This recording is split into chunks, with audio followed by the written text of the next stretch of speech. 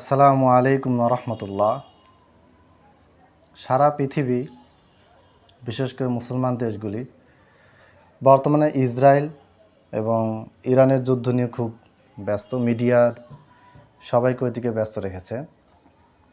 কিন্তু আমরা আমাদের, বিশেষ করে মুসলমানরা আমাদের দায় দায়িত্ব ভুলে গিয়ে ইসরায়েল কি করছে, ইরান কি করছে, যুদ্ধ কেমন হচ্ছে, কিভাবে শুরু হলো, কোন দিকে যাচ্ছে, রেজাল্ট কী, ফলাফল কী, এগুলি নিয়ে আমরা মাথা ঘামালেও খ্রিস্টান মিশনারিরা কিন্তু তাদের দাওয়াতি কাজ বন্ধ রাখেনি। তারা তাদের কাজ করে যাচ্ছে। তো খ্রিস্টান মিশনারিদের আজকে একটা বিষয় আমি আলোচনা করব। তারা যে বইটা ছাপিয়েছে, এটা দেখেন, কিতাবুল মুকাদ্দাস, পবিত্র কিতাব। আমি বলি এটা কোনো পবিত্র কিতাব না, এটা হচ্ছে নাপাক কিতাব। নাপাক, একেবারে অশ্লীল, আবর্জনাপূর্ণ একটি কিতাব। কিতাবুল মুকাদ্দাস প্রথমে আছে হচ্ছে পয়দায়েশ, মানে জেনেসিস যেটা ইংলিশে বলে। এটার একাধিক ভার্সন আমার কাছে আছে, সবগুলি ভার্সনই আলাদা, একটার সাথে একটা মিলে না। আল্লাহ ভালো জানে কোনটা তাদের মেইন বাইবেল।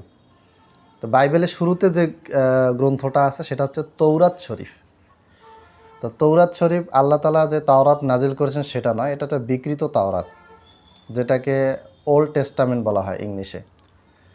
দেখেন, ওল্ড টেস্টামেন্টের এই পয়দায়েশ মানে প্রথম কিতাবের প্রথম অধ্যায়ে 22 পৃষ্ঠায়, এটা হচ্ছে বাইবেল থেকে ছাপা, বিবিএস, ঢাকা, বাংলাদেশ।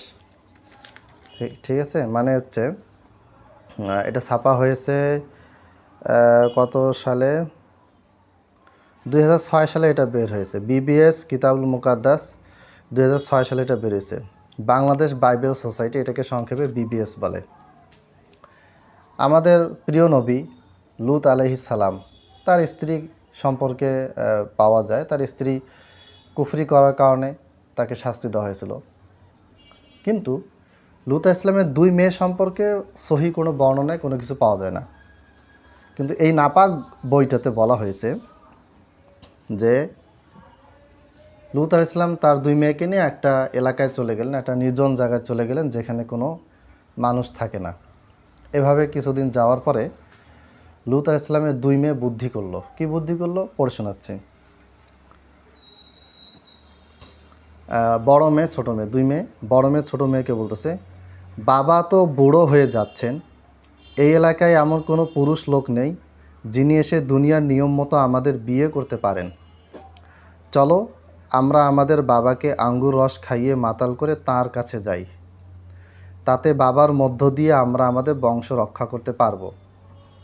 সেই কথা মতো সেই দিন রাতের বেলা তারা তাদের পিতাকে আঙ্গুর রস খাইয়ে মাতাল করলো।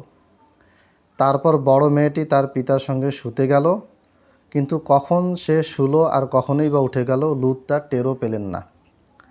পরের দিন বড়টি ছোটটিকে বলল, দেখো, কাল রাতে আমি বাবার সঙ্গে শুয়েছিলাম, চলো আজ রাতেও তাকে তেমনি করে মাতাল করি, তারপর তুমি গিয়ে তার সঙ্গে শোবে, তাহলে বাবার মধ্য দিয়ে আমরা আমাদের বংশ রক্ষা করতে পারবো। এভাবে তারা সেই রাতেও তাদের পিতাকে আঙ্গুর রস খাইয়ে মাতাল করল এবং ছোট মেয়েটি বাবার সঙ্গে শুতে গেল। মেয়েটি কখন যে তার কাছে শুলো এবং কখনোই বা উঠে গেল তিনি তার টেরও পেলেন না। এভাবে লূতের 2 মেয়েই তাদের পিতার দ্বারা গর্ভবতী হলো। পরে বড় মেয়েটির একটি ছেলে হলে সে তার নাম রাখলো মোয়াব, যার মানে বাবার কাছ থেকে। এই মোয়াবই এখনকার মোয়াবীয়দের আদি পিতা। পরে ছোট মেয়েটিরও একটি ছেলে হলো, আর সে তার নাম রাখলো বিন উম্মি, যার মানে আমার বংশের সন্তান। সে এখনকার অম্মনীয়দের আদি পিতা। এটা হচ্ছে বাইবেল পয়দায়েশ 22 নম্বর পৃষ্ঠা। আর এটা হচ্ছে 19 নম্বরের 30, 31, 32, 33, 34, 35, 36, 37, 38 ভার্স বা শ্লোক। এটাকে ওরা আয়াত বলে। কোরআনে আয়াতের মতো এটাকে খ্রিস্টানরা আয়াত বলে চালিয়ে দেয়। আচ্ছা, এই হচ্ছে বক্তব্য। এখান থেকে কি বোঝা গেল যে লূত ইসলাম ঘুমিয়েছিলেন, নাউজুবিল্লাহ মিন যালিক। তার 2 মেয়ে বাবাকে আঙ্গুর রস খাইয়ে মাতাল করিয়ে ঘুম পাড়িয়ে দেওয়ার পরে তারা পরপর 2 দিন 2 মেয়ে বাবার সাথে সহবাস করলো এবং গর্ভবতী হলো। আচ্ছা, সায়েন্টিফিক বৈজ্ঞানিকভাবে তো এটা ভুল প্রমাণিত হয় যে একটা লোক মাতাল হয়ে গেছে, কোনো হুঁশ নাই, সেই লোকটার সেক্স উঠলো কীভাবে, আর বীর্যপাত হলো কীভাবে, আর গর্ভ মানে গর্ভসঞ্চারণ হলো কীভাবে, যে মেয়েটা তার সাথে সহবাস করলো তার গর্ভসঞ্চারণ কীভাবে হলো, এটা একটা আলাদা গবেষণা, সেদিকে যাওয়ার প্রয়োজন নেই। এখানে আমাদের নবী লূত ইসলামকে কলঙ্কিত করা হয়েছে, তার 2 মেয়েকে কলঙ্কিত করা হয়েছে, নাউজুবিল্লাহ মিন জালেক। এইরকম অনেক কথাবার্তা এখানে আছে, এগুলো নিয়ে কথা বলতে চাচ্ছি না, জাস্ট জানিয়ে দিচ্ছি যে কিতাবুল মুকাদ্দাস কারা কিনে, বাংলাদেশের মানুষ কিনে, এবং এই বইটা এক ব্যক্তি কিনেছে। আমি তাকে বললাম যে এই যে কিতাবুল মুকাদ্দাস, এটা বাইবেল। তো উনি বলছেন না না, এটা বাইবেল না, এটা কিতাবুল মুকাদ্দাস, খুব সুন্দর একটা কিতাব। পরে আমি বের করলো, পরে আমি দেখাই দিলাম যে দেখেন ভিতরে লেখা আছে বাইবেল। উনি বইটা নিয়েছেন, পড়েছেন অনেক কিছু, কিন্তু টেরও পাননি। তাহলে মুসলমানদেরকে কিভাবে ব্রেন ওয়াশ করা হচ্ছে, কিভাবে তাদেরকে আমাদের নবী রাসূলদের ব্যাপারে নোংরা চিন্তা ঢুকিয়ে দেওয়া হচ্ছে।